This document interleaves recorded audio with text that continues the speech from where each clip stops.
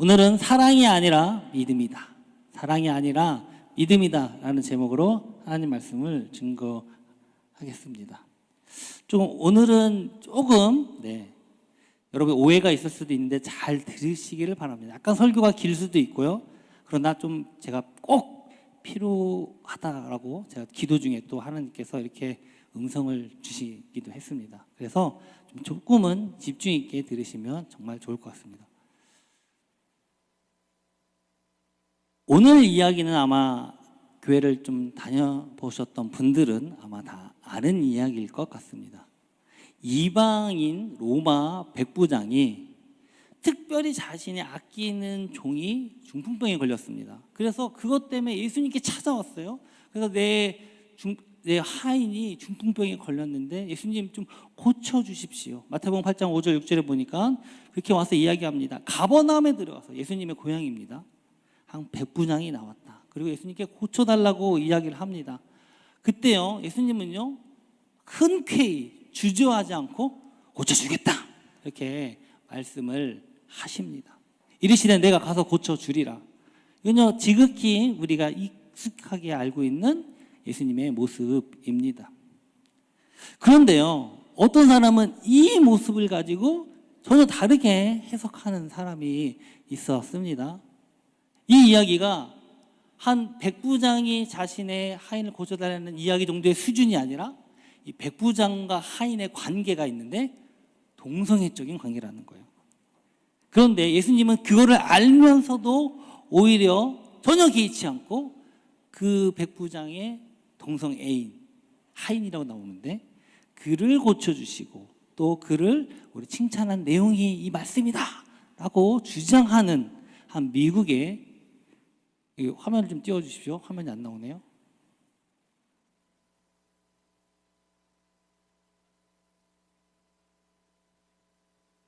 자막으로 눌러주셔야 됩니다.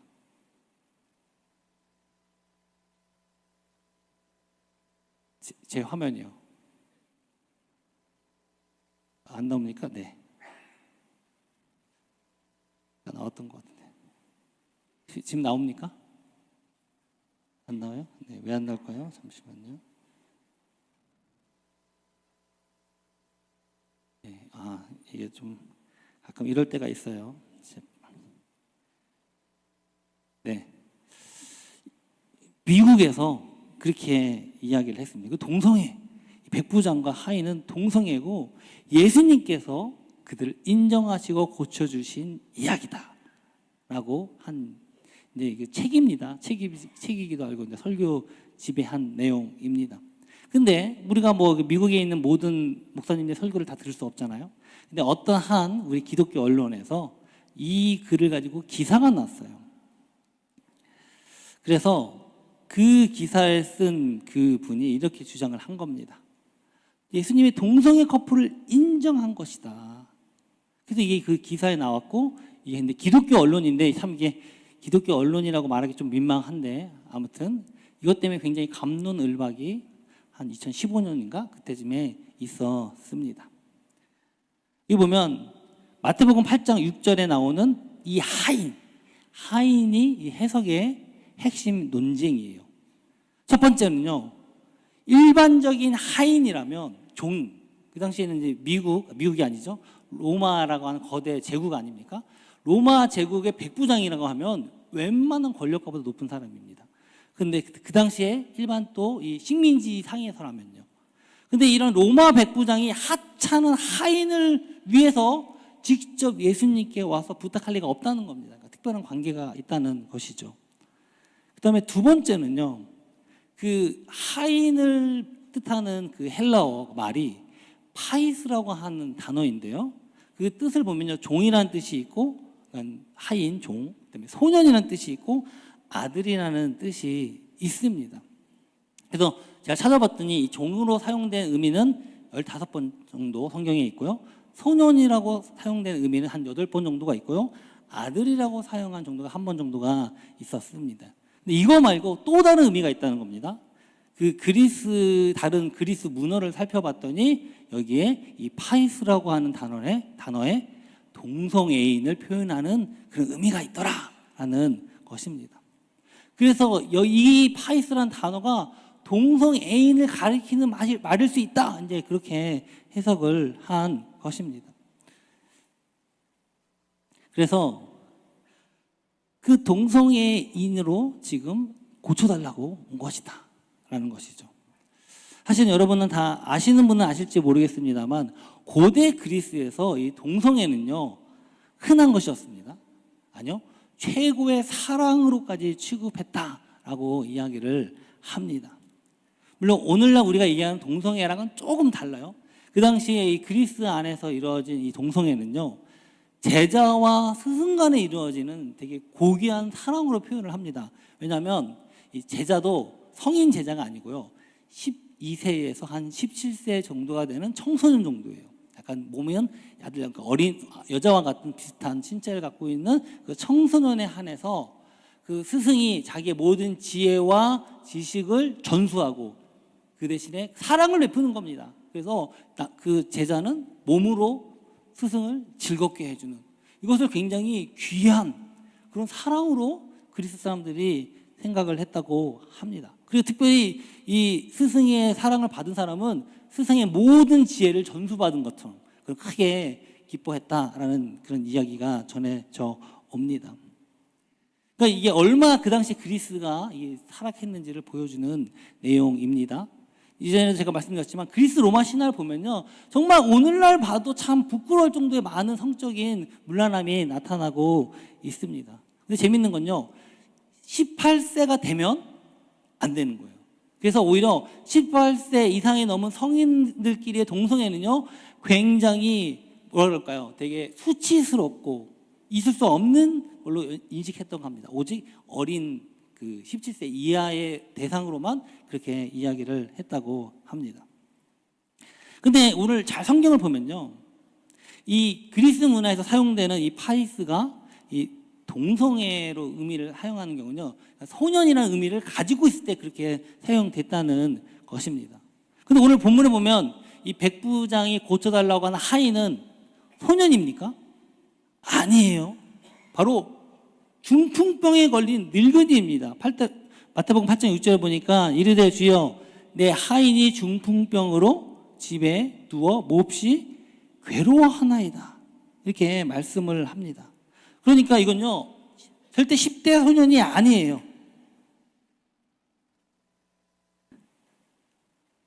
이건요 억지로 짜 맞춘 겁니다. 전혀 그리스의 문화에 지식 없이 그냥 만들어낸 것이다 라고 볼 수 있는 것입니다. 근데 더 황당한 게 있어요. 이 예수님께서 이 백부장을 칭찬한 이유가 있는데 이게 바로 백부장의 동성애 때문이라는 겁니다. 그 사랑하는 사람을 위해서 여기까지 왔다는 겁니다. 그리고 일부러 동성애를 반대하는 다른 유대인들 앞에서 일부러 백부장의 동성 애인을 고쳐주겠다고 이야기하시고 더 나아가서 이스라엘 사람, 그러니까 이스라엘에도 이런 믿음을, 이런 사람을 본 적이 없다고 지켜 세우시고 더 나아가서 아브라함과 이삭과 야곱과 함께 천국에 갈 것이다 이렇게 선포했다는 것입니다. 오히려 동성애를 반대하는 일반 이스라엘 사람들, 유대인들은 바깥 어두운 데 쫓겨나 울게 된다. 예수님이 그렇게 말씀을 하셨다는 것입니다. 여러분 진짜 그렇습니까? 여러분 진짜 아니죠. 예수님이 백부장의 이 하인에 대해서 혹은 사랑, 이 하인의 동성애 때문에 칭찬한 것이 아닙니다. 당연히 아니죠. 예수님이 고쳐주겠다고, 고쳐주러 가겠다고 말씀하셨을 때 백부장은요 이렇게 대답을 합니다. 우리 함께 읽어볼까요? 마태복음 8장 8절입니다. 시작. 백부장이 대답하여 이르되 주여 내 집에 들어오심을 나는 감당하지 못하겠사오니 다만 말씀으로만 하옵소서. 그러면 내가 하인이 낫겠사옵나이다. 백부장은요 예수님께서 지금 자기 집에 안 오셔도 된다는 겁니다. 그냥 여기서 말씀만 하시면 내 하인이 낫게 될 것이라고 지금 고백을 하고 있습니다. 이건 무슨 말입니까? 백부장은요, 이 예수님, 백부장에게 예수님은요 하나님의 아들, 전지전능하시고 무소부지하신 하나님으로 믿고 고백하는 것입니다. 병이 말로 명령하면 낫게 된다는 겁니다. 이건요 그냥 일반 의사, 고쳐주는 의사가 아니라 예수님을 예수 그리스도, 그리스도, 구원자, 이 모든 우주를 창조하신 신으로만 받아들일 때 이런 믿음이 가능한 것입니다. 이방인이, 이 백부장이 이런 믿음을 고백했다는 것입니다. 그러니까 예수님이 이 믿음의 고백을 듣고 놀랄 수밖에 없는 것입니다. 마태복음 8장 10절에 보니까 이렇게 얘기합니다. 예수께서 들으시고 놀랍게 여겨 따르는 자들에게 이르시되 내가 진실로 너희에게 이르노니 이스라엘 중에 아무에게서도 이만한 믿음을 보지 못하였노라. 사랑이 아니에요. 뭐요? 이만한 믿음을 보지 못하였노라 이렇게 말씀하십니다. 예수님은요 지금 백부장에게 그 하인을 사랑하는 거 동성애 때문에 칭찬하는 것이 아니라 백부장의 믿음으로 칭찬했다는 것입니다. 야, 네가 하인을 위해서 나를 만나러 여기까지, 하찮은 하인을 위해서 나를 만나러 여기까지 왔구나.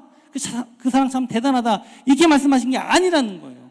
바로 예수님을 하나님의 아들로 믿는, 구원자 그리스도로 믿는 그 믿음, 말로만 명령하면 내 하인이 낫겠습니다 라고 하는 그 믿음으로 예수님께서 칭찬하시고 기뻐하신 것입니다. 그래서 마태복음 8장 11절에도 함께 읽어보겠습니다. 또 너희에게 이르노니 동서로부터 많은 사람이 이르러 아브라함과 이삭과 야곱과 함께 천국에 앉으려니와 그 나라의 본 자손들은 바깥 어두운 데 쫓겨나 거기서 울며 이를 갈게 되리라. 이 말씀은요, 이 가버나움은요 예수님 나사렛 예수님의 고향 동네예요. 근데 예수님이 고향 동네에서 예수님을 믿지 않았습니다. 야, 쟤는 우리가 다 알고 있는 목수의 아들 요셉의 아들 아니야. 근데 무슨 자기가 그리스도고 메시아냐 이렇게 하면서 배척했어요. 그러나 이 이방인은 예수님을 하나님의 아들로 믿었다는 것입니다. 그래서 구원은 유대인이라고 하는 혈통이 아니라 바로 믿음으로 구원받게 된다는 것을 분명히 말씀하고 그것을 칭찬하신 것이다라는 것입니다. 사랑하는 성도 여러분, 이 본문의 핵심은요 백부장의 믿음의 핵심이지 백부장의 사랑의 핵심이 아닙니다. 근데 이거를 동성애라고 하는, 동성애적 코드로 해석을 하고 동성애를 옹호하기 위해서 백부장의 사랑을 중심으로 해서 그렇게 해석을 하니까 나중에 어떻게 됩니까? 정반대의 말까지도 그렇게 나오게 된다라는 것입니다. 오히려 동성애를 하는 사람이 하나님 나라에 들어가고 그렇지 않은 사람이 하나님 나라에 못 들어가는 것처럼 그런 해석까지 나오게 되었다라는 것입니다. 여러분, 성경은 동성애에 대해서 뭐라고 얘기합니까? 성경은요 단 한 번도 동성애에 대해서 긍정적으로 묘사한 적은 없습니다. 구약과 신약 모두 하나님께서는요 이 동성애를 가증히 여기는 큰 죄악이다 이렇게 말씀하고 계십니다. 우리 레위기 18장 22절 함께 읽어보겠습니다. 시작. 너는 여자와 동침함과 같이 남자와 동침하지 말라. 이는 가증한 일이니라. 누구든지 여인과 동침하든 남자와 동침하면 둘 다 가증한 일을 행함인즉 반드시 죽일지니 자기의 피로 자기에게로 돌아가리라. 이건요 구약뿐만 아니라 신약에서도 로마서에서 굉장히 이것에 대해서 하나님의 보응을 받았다, 상당한 보응을 받았다라고 하나님께서 심판까지 이야기하셨습니다. 사랑하는 성도 여러분, 예수님은 율법을 폐하러 오셨습니까? 아니면 완성하러 오셨습니까? 네, 마태복음 17절에 보니까 예수님은요 율법을 완성하러 오셨습니다. 폐하러 온 게 아니에요. 18절에 보니까 내가 진실로 너희에게 이르니 천지가 없어지기 전에 율법의 1.1획도 결코 없어지지 아니하고 다 이루리라. 이건요 예수님이 다시 오실 때까지 율법에서 죄라고 이야기한 건요 언제나 변치 않고 죄다라는 것입니다. 옛날엔 죄였는데 지금은 죄가 아닙니까? 아니다라는 것입니다. 동성애는요 성경에서 분명히 이야기하고 있는 죄가 맞습니다. 그러면 방금 우리 레위기에서 본 것처럼 동성애를 하는 사람은 사형하는, 죽이라고 얘기했는데 사형을 시키라는 겁니다. 사형해야 됩니까? 아니죠. 여러분, 율법에는요 많은 죄들이 기록되어 있습니다. 거기에는 우리도 범하는 죄들이 기록되어 있어요. 그러면 우리도 역시 다 사형해야죠. 근데 아니라는 겁니다. 죄 없는 예수님께서 우리 죄를 대신해서 십자가에서 죽으심으로 형벌을 받으셨어요. 우리의 죄가, 우리가 그렇기 때문에 죄를 회개하고 예수님을 믿으면 됩니다. 동성애든 다른 죄든 우리가 예수님께 나와 죄악에 돌이켜 회개하고 예수님 믿으면 구원을 받는 것입니다. 바로 이것이 예수님께서 이루신 율법의 완성인 줄 믿습니다. 근데 성경은요, 우리에게 마지막 때에 이 거짓 선지자, 거짓 적그리스도가 나타나서 일반 사람들뿐만 아니라 믿는 자들을 미혹한다라고 경고를 하고 계십니다. 첫 번째는요, 어떻게 미혹하느냐? 큰 표적과 기사로서 미혹한다라고 말씀을 합니다. 마태복음 24장 24절에 보니까 이렇게 말씀합니다. 거짓 그리스도들과 거짓 선지자들이 일어나 큰 표적과 기사를 보여 할 수만 있으면 택하신 자들도 미혹하리라. 여러분, 과거에 비해 지금 무당, 역술인 이런 게 적어졌을까요? 많아졌을까요? 21세기잖아요. 첨단 과학 시대잖아요. 근데 이런 미신은요, 더 많아졌습니다. 무려 이게 좀 몇 년 전의 기사인데도 100만 명이 넘었었대요. 어마어마하지 않습니까? 100만 명. 목사님이 100만 명 됩니까? 안 되잖아요. 그런데 100만 명이 넘었었다는 겁니다. 이해가 안 되죠? 이해가 안 되지 않아요. 성경은 분명히 말씀하고 있어요. 미혹하기 때문에 더 이런 일들이 많아지게 된다는 것입니다. 물론 이런 무당만 얘기하는 게 아닙니다. 기독교 안에서도 이러한 이상한 무당, 무속신앙이 들어와서 짬뽕돼서 이상한 이단이 나오는 경우도 많이 있습니다. 그래서 우리가 그것을 이해해야 됩니다. 왜 이 시대에 더 이런 게 많아지는가? 이상한 영적 현상, 이런 사이비, 이단 종파가 많이 나아지는가? 이미 성경에서 예견을 하고 있다라는 것입니다. 두 번째는요, 거짓말과 거짓 교리로 미혹합니다. 요한일서 2장 2절에 보니까 22절에 보니까 함께 읽어볼까요? 거짓말하는 자가 누구냐? 예수께서 그리스도이심을 부인한 자가 아니냐? 아버지와 아들을 부인하는 그가 적그리스도다. 이렇게 말씀을 합니다. 바로 거짓말과 거짓 교리로 성경을 왜곡하는 거예요. 거짓으로 해석하는 겁니다. 예수님이 하나님의 아들 그리스도가 아니라고 부정하고요, 오히려 미혹하는 겁니다.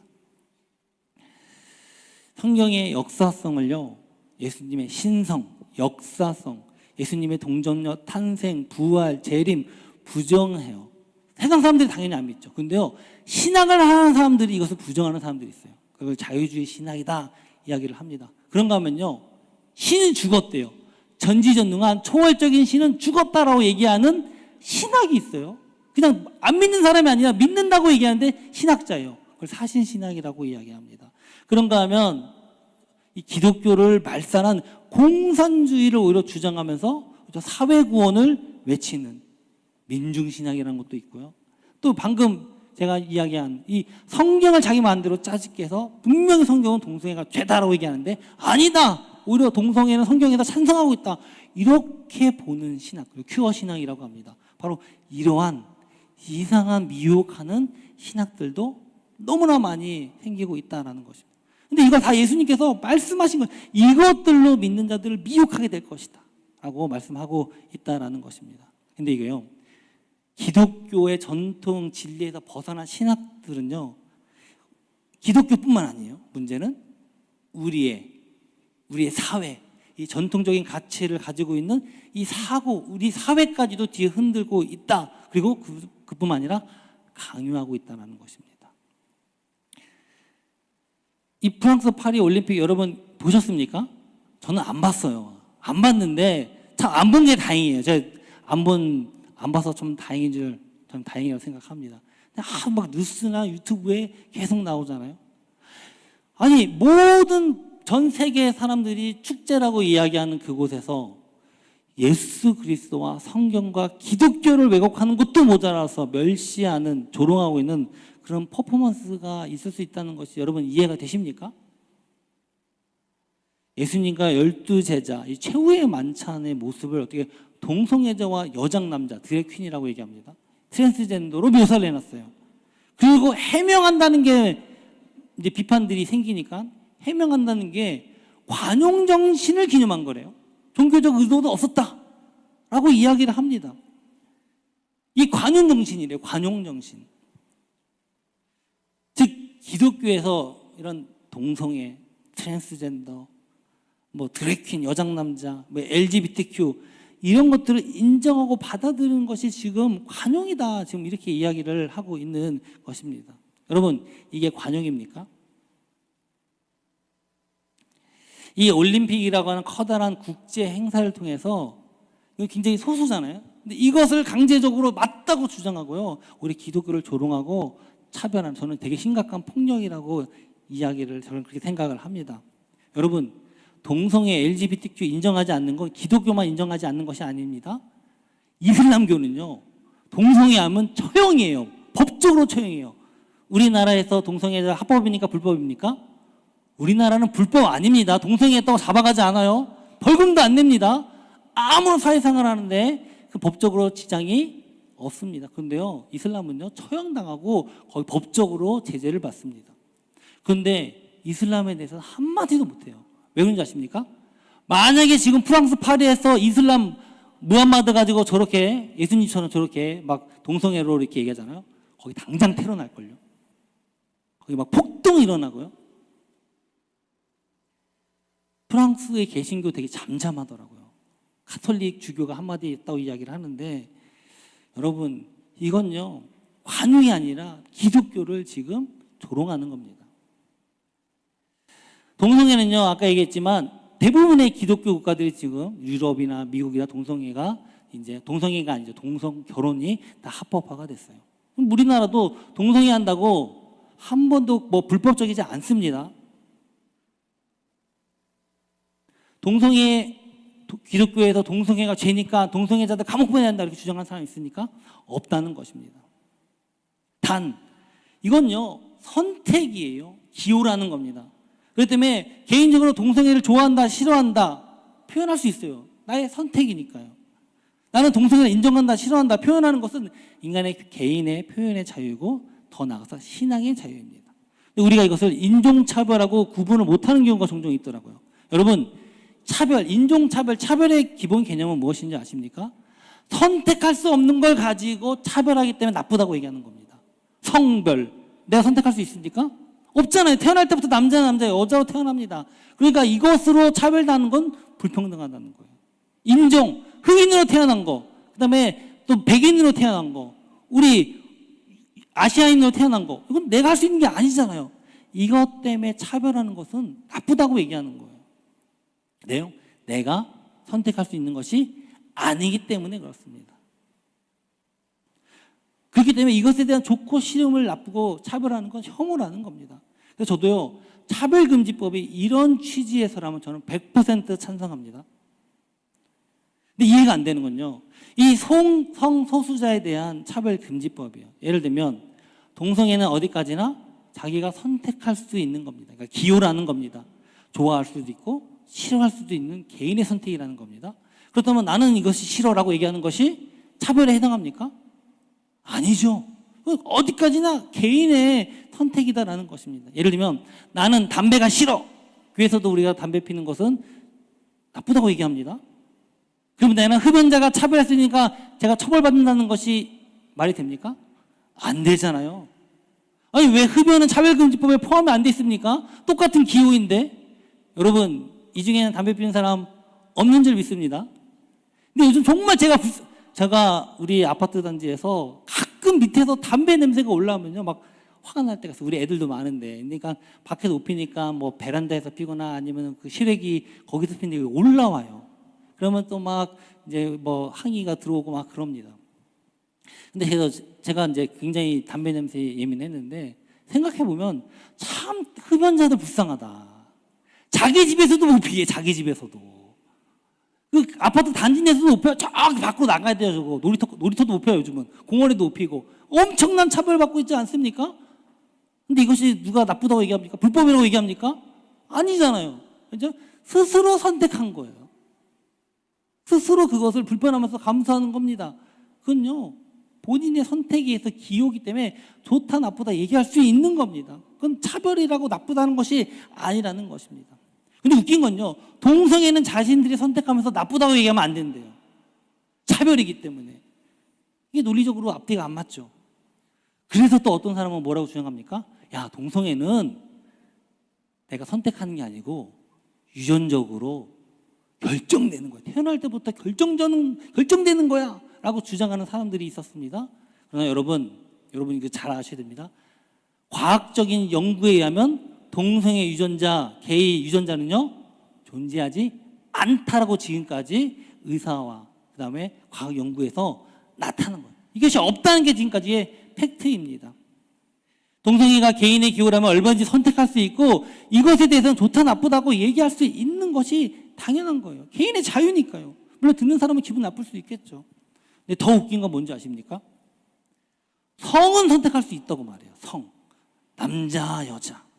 그래서 지금 미국 여권에요. 이제는 남자, 여자 말고도 다른 거를 표시할 수 있는 그 표시가 작년부터 시작됐다고 합니다. 근데 거기에 그렇게 나왔대요. 이거 가지고 이슬람과 같은 동성애를 불법으로 여기는 데 가면 입국에 거절될 수 있으니까 조심하십시오. 알아서 하라. 이렇게 표시가 되어 있다고 합니다. 여러분, 성이 자신의 성을 자신이 선택할 수 있다고 하면 그건 뭡니까? 기호잖아요. 그건 좋다 나쁘다 얘기할 수 있는 거죠. 그럼 개인의 자유니까. 그런데요, 성차별은 성립이 안 된다는 겁니다. 자신이 선택한 건데도 불구하고 이것도 싫다 나쁘다는 얘기할 수 없으면서도 선택은 가능하다. 이것도 역시 앞뒤가 맞지 않는 논리라는 것입니다. 여러분, 근데요, 정말 성을 선택할 수 있다는 게 얼마나 말도 안 되고 큰 문제인지, 이 불평등한 문제인지 여러분, 올림픽을 통해서 드러나지 않았습니까? XY 염색체, 남자가 XY 염색체입니다. 그리고 XX 염색체는 여자예요. 그런데 이 복싱에서 XY 염색체를 가졌는데 여자로 출전을 한 겁니다. 그런데 요즘은 그러니까 외모로도 여자 남자라고 얘기 못 하고요. 염색체로도 얘기 못 합니다. 뭐라고 얘기합니까? 나는 남자야, 나는 여자라고 써야지만 이제 알 수 있는 시대가 된 거예요. 그래서 검투를 했는데 이 XY 염색체를 가진 사람이, 그러니까 신체는 남자인 거예요. 근데 여자라고만 성별을 한 거죠. 그래서 했는데 46초 만에 기권패를 했어요. 한 대 맞고 내 평생에 이런 펀치는 처음 맞았다. 죽을 것 같아갖고 한 대 맞고 기권한 거예요. 이 사람은 진짜 자기가 여자인 거죠. 여러분, 이게 웃을 일이가 아닙니다. 여러분, 이게 얼마나 심각한 겁니까? 이 운동과 같은 남자 신체적으로 가장 좌우가 되는 것에 지금 여자도, 여러분, 우리 여기는 당연히 이제 운동선수가 없는 것 같아요. 여러분, 남자가 그러면 다 여자로 성전환하고 수술할 필요도 없어요. 그냥 나가 여자로만 쓰면 돼요. 그게 끝이라니까요. 뭐 성전환, 트랜스젠더 이런 거 없이 나는 여자입니다라고 하면 되는 거예요. 그러면 여자로 갈 수가 있는 겁니다. 그럼 어떻게 됩니까? 그럼 여자들 이게 얼마나 불공평합니까? 이 기사를 본 그 배구 선수가요, 여자인데 상대방에 이렇게 남자인데 여자라고 우기는 선수가 있었던 거예요. 근데 배구를 강스파이크를 했는데 얼굴에 맞았어요. 근데 시속 112km가 넘는 강스파이크를 얼굴에 맞아가지고 얼굴이 함몰되고 완전히 부서져가지고 의식을 잃어버려서 선수 생활이 끝나가고 못하고 있는 이 선수가 이걸 보고 또 이제 불평하는 게 기사에 나오기까지 했습니다.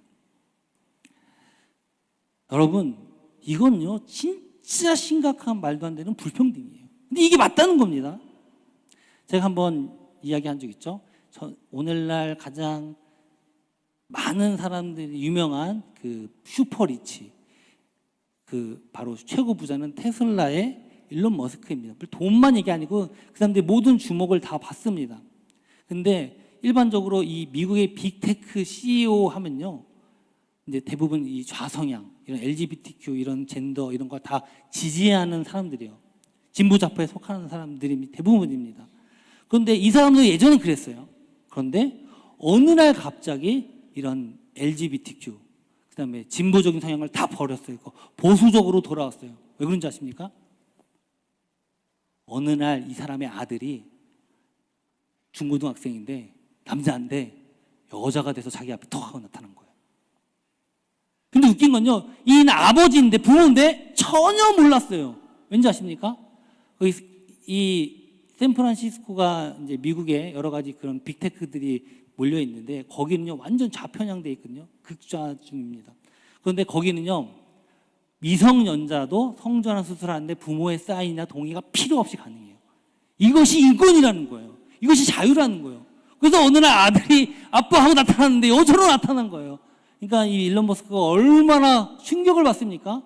그래가지고 그 즉시 그 회사 샌프란시스코에 있던 모든 회사를요, 바로 그것이 불법인 주로 다 이사를 했어요. 집도 이사하고 회사도 이전했습니다. 그걸로도 성이 안 찼는지 트위터라고 하는 SNS가 있습니다. 미국의 제일 유명한 SNS인데 거기에는 굉장히 이런 진보적인 성향, 그다음에 젠더 이슈들이 굉장히 많이 논의가 되고 그것이 주로 되는 그런 SNS 회사입니다. 이거를 그냥 통째로 자기가 사버렸어요. 자기가 사가지고 야 이런 거 없어. 그래서 오히려 그 반대로 운동을 펼치고 있는 사람이 이 일론 머스크입니다. 사랑하는 성도 여러분, 근데 이게요, 이제 더 이상 남의 이야기가 아니라는 거예요. 우리 되게 오랫동안 미국이 어쩌다, 유럽이 어쩌다 이런 얘기 들었잖아요. 얼마 전에 우리 대법원 판결에서요, 동성 동거인에 대한 건강보험 피부양자 등록이 가능하다고 판결이 내려졌습니다. 이게 물어보면요, 뭐라고 나왔냐? 동성 동거인인데 사실혼 관계래요. 사실혼은요, 원래 남자 간에 결혼식을 못 이룬 사람들을 사실혼이라고 얘기하는데 지금 남자 둘이 사는 걸 사실혼 관계 동성이다. 그래서 건강보험 피부양자 등록이 가능하도록 법을 바꿔버렸어요. 인정한 겁니다. 이건요, 아직 실제적으로 우리가 뭐 동성결혼 합법이 안 됐지만 이건요, 합법화된 것과 똑같은 지금 그런 혜택을 주고 있는 것입니다. 살펴봤더니 이 대법관이 참 치사한 게 임기 퇴임 2주 남겨놓고 이거 해놓고 도망가 버렸어요. 퇴임해 버렸어요. 차라리 정말 자기가 소신이 있다면 딱 임기 들어가자마자 해놓고 비난을 받고 자기가 정치적으로 이거를 주장할 것이지, 다 끝날 때 땅땅땅 하고 도망가 버렸어요. 사랑하는 성도 여러분, 분명히 성경은요, 우리에게 이렇게 경고합니다. 한번 읽어보겠습니다. 에베소서 5장 16절 17절입니다. 시작. 세월을 아키라, 때가 악하니라. 그러므로 어리석은 자가 되지 말고 주의 뜻이 무엇인가를 이해하라. 여러분, 진짜 시대가 악한 시대입니다. 어리석은 자가 되지 않게 주의 이름으로 소망합니다. 주의 뜻이 무엇이 있는지를 여러분 이해해야 된다라는 것입니다. 로마서 12장 2절입니다. 시작. 너희는 이 세대를 본받지 말고 오직 마음을 새롭게 함으로 변화를 받아 하나님의 선하시고 기뻐하시고 온전하신 뜻이 무엇인지 분별하도록 하라. 이 세대를 본받지 말라. 이 세대는요, 악한 것이 악이라고 이야기하지 않는 시대라는 겁니다. 그래서 분별하지 않으면요, 우리도 똑같이 됩니다. 베드로전서 5장 8절입니다. 근신하라, 깨어라. 너희 대적 마귀가 우는 사자와 같이 두루 다니며 삼킬 자를 찾는다. 이렇게 말씀하고 있습니다. 우리 사랑하는 성도 여러분, 정말 지금 시대가 악해졌고요, 정말 너무나도 미혹하는 것이 너무나도 많습니다. 근데 우리가 어리석은 자가 되지 않고 주의 뜻이 무엇인지 이해하고 분별해야 됩니다. 지금 우리가 여러 가지 어떤 당, 어떤 정치인, 어떤 주장, 어떤 정치 논리를 펴는지 말씀에 비추어 분별하길 주의 이름으로 소망합니다. 나의 출신, 고향, 성향보다도요, 하나님의 뜻이 먼저 우선되길 주의 이름으로 소망합니다. 지금 기독교 내에서 좌파, 우파 분리해서 싸울 때가 아니라는 겁니다. 하나가 돼서 이것을, 이 악한 이념들을요, 막아낼 수 있어야 됩니다. 그래서 지금 한국교회에서 지금 이 대법관이 판결 나고 하나로 모여서 이거는 표현을 해야 된다. 이렇게 굉장히 큰 움직임이 일어나고 있습니다. 이게 출발합니다. 가장 중요한 건요, 여러분, 저는요, 확신합니다. 여러분들을 여기 50대, 60대는 결코 동성애자들이 안 나와요. 근데 중요한 건 우리의 자녀들, 우리의 손주들은요, 이것이 옳다고 그렇게 배우고 자라진다는 것입니다. 이걸요, 막을 수 있는 건요, 세상의 지식과 세상의 학문으로 없습니다. 오직 하나님의 말씀뿐인 줄 믿습니다. 이 신앙으로 이것을 분별하지 않으면요, 무조건 이거는 맞다고밖에 이야기할 수 없다는 것입니다. 정말 제가 그 일론 머스크의 그 기사와 전기가 나왔는데 보면서 충격을 받았어요. 어느 날 갑자기 부모의 동의도 없이, 상상이 되십니까? 우리나라도 어떻게 될지 모릅니다. 사랑하는 성도 여러분, 정말 우리 청년들을 위해서, 우리 미래 세대를 위해서 기도하길 주의 이름으로 소망합니다. 이 세대를 본받지 말고 주의 말씀으로 신앙이 바로 섰을 때만 이것이 막아질 수 있다는 것입니다. 정말 거룩함으로 신앙을 지킬 수 있는 저와 여러분 또한 우리의 가족, 우리의 자녀가 되길 주의 이름으로 소망합니다. 우리 함께 일어나서 우리 결단하기 원하는데요. 정말 주님, 내가 결코 이 세상의 악한 논리와 악한 이 사상에 미혹되는 어리석은 사람이 되지 않길 소망합니다. 주의 뜻이 무엇인지 우리가 알고 이 세대를 따르지 않고 분별해서 늘 깨어 근신한 사람이 되게 하여 주시옵소서. 우리의 자녀를, 우리의 손주를, 미래 세대를 이 악한 사상으로부터 지켜주시옵소서. 우리 이렇게 결단하면서 찬송가 516장 옳은 길 따르라고 얘기해. 이것을 우리가 강한 세상을 향해 들으라고 선포하는 마음으로 찬양하며 봉헌하겠습니다.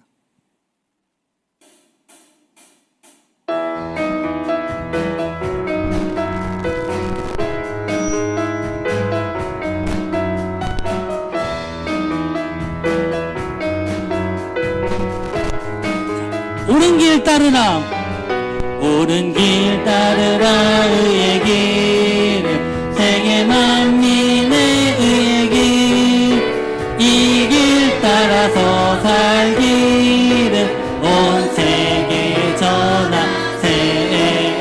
만 백성이 나갈 길, 어둠만 지나서 동튼다. 환한 빛 보아라 저 빛.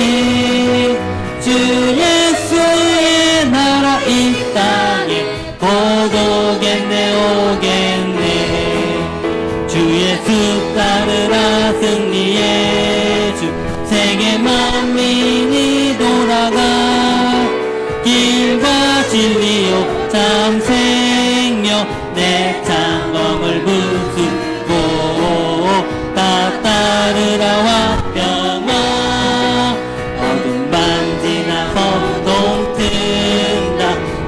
빛 보아라 저 빛. 주 예수의 나라 이 땅에 고독겠네요. 놀라운 이 소식 알리어라, 놀라운 이 소식 알리어라.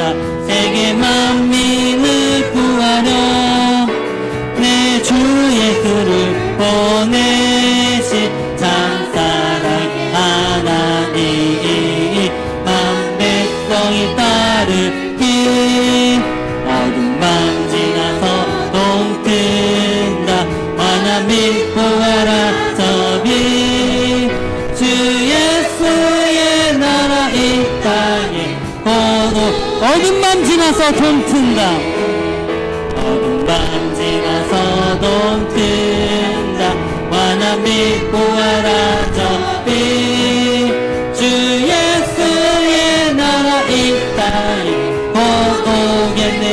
주 예수의 나라 이 땅에, 주 예수의 나라 이 땅에 고독겠네 오겠네. 어둠 밤 지나서, 어둠 밤 지나서 동튼다. 환한 빛 보아라 저 빛. 주 예수의 나라 이 땅에 고독겠네 오겠네. 주님, 우리 함께 기도하기 원합니다. 정말 아버지 하나님의 그 진리의 빛으로 이 세상의 어두운 밤을 비춰주시옵소서. 정말 세상은요, 세상의 지식으로 학문은 이거 이길 수 없습니다. 막아낼 수 없습니다. 오직 예수 그리스도의 십자가의 그 은혜와 하나님의 말씀, 생명의 말씀만으로만 이것이 잘못됐다 얘기할 수 있고 이것을 막아낼 수 있는 것입니다. 정말 우리의 미래 세대들을 위해서 우리가 기도하기 원합니다. 주님, 우리의 자녀를 지켜주시고 우리의 손주들을 정말 약한 세상의 이념으로부터 고쳐주시고 지켜주시옵소서. 아버지는 정말로 믿음의 일꾼들로서 이것을 이겨나갈 수 있게 하여 주시옵소서. 분별하게 하여 주시옵소서. 이렇게 고백하면서 한번 주여 부르고 기도하며 나아갑니다. 주여, 할렐루야. 고마우신 아버지 하나님, 정말 이 세상의 옳은 길, 우리의 길, 주님께서 우리에게 주신 이 말씀의 길을 가지고, 말씀을 가지고 붙잡으며 이 악한 세상을 우리가 이기고 대적하며 나아가기를 원합니다. 아버지 하나님께서 우리 주신 이 생명의 말씀, 진리의 말씀을 영원히 변치 않는 하나님의 말씀입니다. 아버지, 아무리 세상에 악하고 잘못된 것이 선하다고 얘기할지라도 우리가 주의 말씀을 구현하고 주의 뜻을 알아서 우리가 정말 이것을 믿음으로 신앙으로 지켜나갈 때 반드시 우리가 이것을 지켜낼 수 있습니다. 아버지께서 함께 하시고 특별히 아버지 이것을 위해 정말로 희생하며 헌신하는 그런 아버지 하나님 정시가들을 붙잡아 주시고 그들을 인도하시고 내 지혜와 능력을 허락하여 주시옵소서. 혼자 하는 것이 아닙니다. 모든 교회가 한 몸 한 뜻으로 하나가 되어서 힘을 합칠 때 반드시 하나님께서 우리의 기도를 드시고 응답하여 주실 믿습니다. 주님, 정말 이 세상의 악한 논리와 사상에 미혹되는 어린 적은 사람이 우리가 되지 않길 소망합니다. 주님, 세상의 지혜와 지식으로는 이것을 막아낼 수 없지만 하나님의 말씀에 진리를 알고 하나님 말씀을 믿고 순종하는 자들, 이 믿음 위에 바로 서 있는 자들이 반드시 이 말씀을 지켜나가며 이것을 싸우고 승리할 줄 믿습니다. 우리의 자녀들을 지켜주시고 우리의 손주들을 주님께서 지켜주시옵소서. 대한민국의 미래가 어디에 있습니까? 교회에 있습니다. 주님 함께 하시고 우리가 늘 깨어 이것을 위해 기도하게 하시고 또 이것을 위해 애쓰는 정치가들을 주님 그들의 지혜와 능력을 허락하여 주시옵소서. 자신의 당리당량이 아니라 정말 하나님의 말씀에 진리를 붙잡고 수고하는 그들이 되게 하여 주시옵소서. 주님, 우리가 이것을 위해 기도합니다. 함께 하시고 이것을 위해 쓰며 기도하며 수고하는 선생님들 함께 하시고 주님의 능력으로 붙잡아 주시옵소서. 주께서 주시는 은혜가 너무나도 감사해요. 이 시간 주 앞에 예물을 드립니다. 11조, 주정헌금, 감사헌금, 선교헌금, 구제헌금, 건축헌금 그 모든 드려진 예물 주님 아시죠? 주님께서 우리의 이 마음을 보시고 기뻐 받아 주시옵소서. 드리지 못한 손길 주님께서 기억하시고 더 큰 은혜와 복을 주셔서 하나님께 더 큰 기쁜 마음으로 주 앞에 드리는 큰 복을 내려 주시옵소서. 지금은 우리 주 예수 그리스도의 은혜와 하나님의 사랑과 성령의 교통하심이 늘 깨어 기도하며 하나님의 뜻을 알고 분별하여 세상의 미혹에 빠지지 않고 오직 말씀 안에서 신앙과 거룩함을 지키기로 결단하는 이곳에 예배하는 모든 성도들과 영상으로 참여하는 모든 이들 가운데 지금으로부터 영원히 함께 있을지어다. 아멘.